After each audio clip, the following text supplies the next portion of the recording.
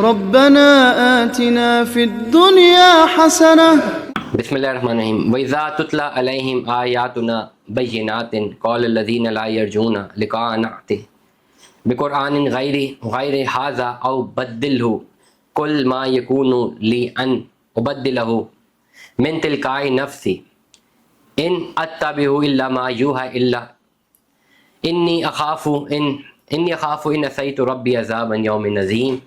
ترجمہ: اور جب ان کو ہماری آیات پڑھ کر سنائی جاتی ہیں جو بالکل واضح ہے تو جن کو ہم سے ملنے کی توقع نہیں وہ کہتے ہیں کہ یا تو اس کے سوا کوئی اور قرآن بنا لاؤ یا اس کو بدل دو۔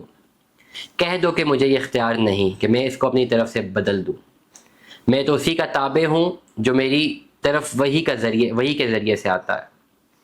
اگر میں اپنے رب کی نافرمانی کروں گا تو میں بڑے سخت دن کے عذاب سے ڈرتا ہوں۔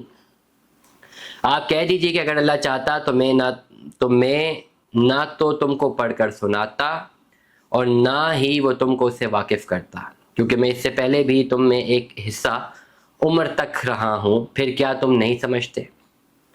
تو اس شخص سے بڑھ کر ظالم کون ہوگا جو اللہ پر جھوٹ افترا کرے یا اس کی آیات کو جھٹلائے؟ بلا شبہ یہ مجرمین فلاح نہیں پائیں گے۔ اور یہ لوگ اللہ کے سوا ان کو پوچھتے ہیں جو ان کو نقصانات پہنچا سکتے اور نہ نفع پہنچا سکتے ہیں، اور یہ کہتے ہیں کہ اللہ کے پاس ہماری سفارش کریں گے۔ آپ کہہ دیجئے کہ کیا تم اللہ کو ایسی چیز بتاتے ہو جو ان کی نہ تو آسمانوں میں اور نہ ہی زمین میں معلوم ہے؟ تو پاک اور بالا تر ہے ان کے شرک سے، تو پاک اور بالا تر ہے ان کے شرک سے۔ اور سب انسان ایک ہی طریقے پر تھے، پھر انہوں نے اختلاف کیا۔ اگر تمہارے رب کی طرف سے ایک بات طے نہ ہوتی تو ان کے درمیان فیصلہ ہو جاتا اس چیز کا جس میں وہ اختلاف کرتے ہیں۔ اور لوگ کہتے ہیں کہ ان کے رب کی طرف سے ان پر کوئی نشانی کیوں نازل نہیں ہوئی؟ تم کہہ دو کہ غیب کا علم تو اللہ ہی کو ہے، تو تم انتظار کرو، میں بھی تمہارے ساتھ انتظار کرتا ہوں۔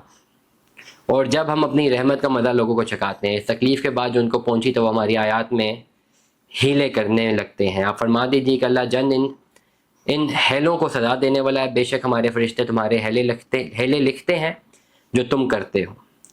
وہی تو ہے جو تم کو جنگل اور دریا میں سیر کراتا ہے، یہاں تک کہ جب تم کشتی میں سوار ہوتے ہو اور کشتیاں پاکیزہ ہوا سے سواریوں کو لے کر چلتی ہیں اور خوش ہوتے ہیں تو اچانک زناٹے کی ہوا آ جاتی ہے اور موجیں ہر طرف سے ان پر آتی ہیں، اور وہ خیال کرتے ہیں اب تو موجیں ان کو گھیرے میں لے لیتی ہیں، تو وہ خالص اعتقاد سے اللہ ہی کو پکارتے ہیں اور دعا کرتے ہیں کہ اگر تو ہم کو نجات دے تو ہم بہت ممنون ہوں گے۔